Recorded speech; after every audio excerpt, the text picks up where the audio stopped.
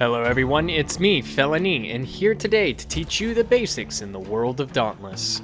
Starting your journey in Dauntless, you'll find yourself on floating islands known as the Shattered Isles. On these islands, you'll find powerful beasts known as behemoths feeding on the aether that keeps these islands afloat. The behemoths endanger everything living on these islands, so it's your job as a slayer to hunt and take down these beasts.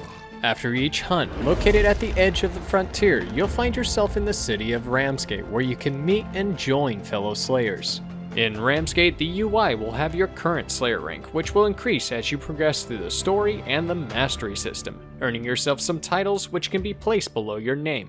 If you like titles, check out the store or the hunt pass for any possible titles. As for your compass, this will display icons showing the location for quests, crafting areas, core breakers, hunting boards, and the hunt pass. If you don't like to be alone, I suggest using the hunting party list. This will allow you to invite, join parties, add friends, and create guilds. The chat box is pretty standard. It's got a general, party, whisper, and guild chat that you can use to communicate. If you don't prefer the chat box, there is a voice chat available. And on the bottom right, you have your currently equipped items. The first item on the left, or if you're using a controller, the top item box is your health flask. You can only hold 5 of these per hunt, but they do self-replenish, so crafting isn't an issue. These flasks also share the same slot as the self-revives, and are currently locked to this slot. You can, however, equip items of your choosing into the other slot, so long as it's not the same item. I highly recommend crafting and equipping bulwark tonics. I can't even begin to tell you how many times this has saved me. You can get these by visiting Marcus.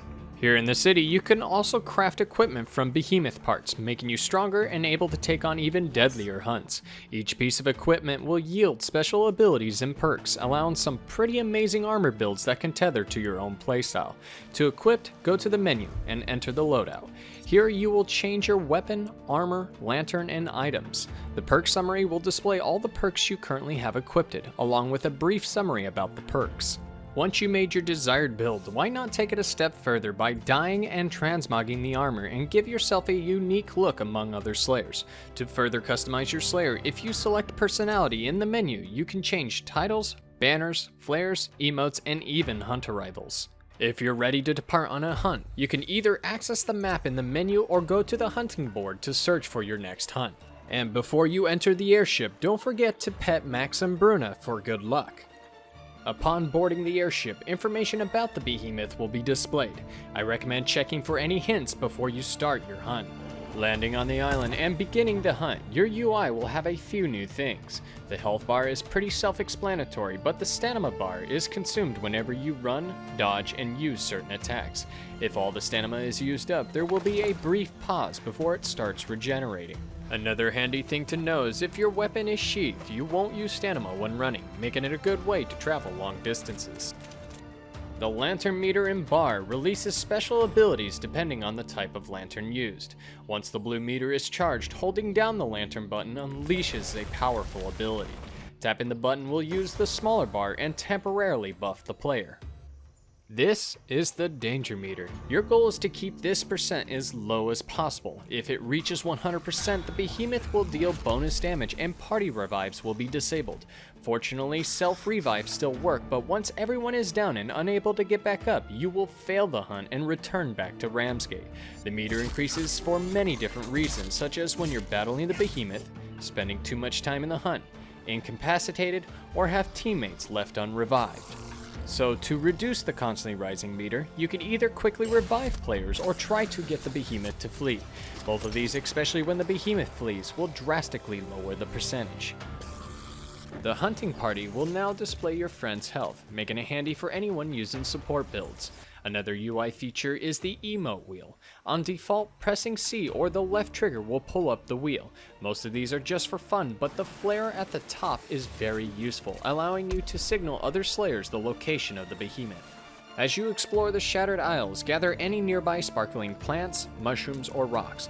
These can be used to craft many different items. Any aether wisp you find will give you a boost of energy, temporarily increasing your movement speed and help fill up your lantern. Now focusing on combat, you will use light and heavy based attacks that can be used in various combinations. Each weapon also has unique specials that could either be supportive or destructive. If you want to learn more about the weapon, viewing the move list in the menu is a good way to start. Another thing just as important is how to dodge. Since most behemoths require different timings, a good rule of thumb to go by is to try and dodge a half a second before the hit. Don't dodge at the very split second before the attack hits, otherwise you're going to get punished. As for chain blades, this is the only weapon that uses the dash instead of a roll for dodging. So a quick heads up, the iframes are not at the beginning of the dash, and sit somewhere in the middle to the end of the dash, so it might take some time to get used to. Luckily, both your specials can also be used to avoid attacks. And during combat, striking the behemoth will show damage numbers with different colors.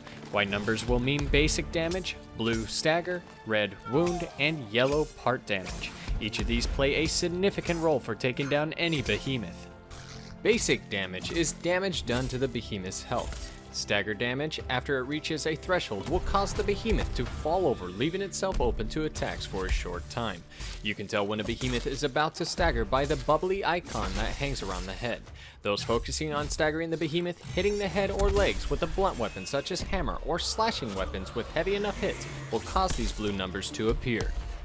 As for wound, just like stagger, if it reaches a certain threshold on a targeted part, wound will be applied to that part. If you or your hunting party attack these wounded spots, the Slayer's damage will increase until the part has been broken. Any broken spots will remove the wound and no longer allow the player to apply it in that area. If you're wanting to wound the behemoth, piercing weapons such as Warpike are the way to go. Moving on to the yellow numbers, part damage is very important as this allows the player to gather materials needed to craft gear. This does damage the behemoth's health, but once enough damage has been dealt to a part, it will break, causing the behemoth to flinch and drop the materials. If you're having trouble finding out which part needs to be broken, keep a lookout for those yellow numbers. It's a good way to indicate whether or not that area has been broken. Other types of indicators you might want to know is this little signal. This means the behemoth can be interrupted during this attack. With a perfectly timed hit, the beast will be stunned, exposing itself to attacks. Only some behemoths can be interrupted, so remember to look out for any hints displayed about the behemoth on the airship. This should cover most of the basics for the time being, so hopefully all the information I have given you will aid you in becoming a great slayer. Thank you everyone for watching, and welcome to the world of Dauntless.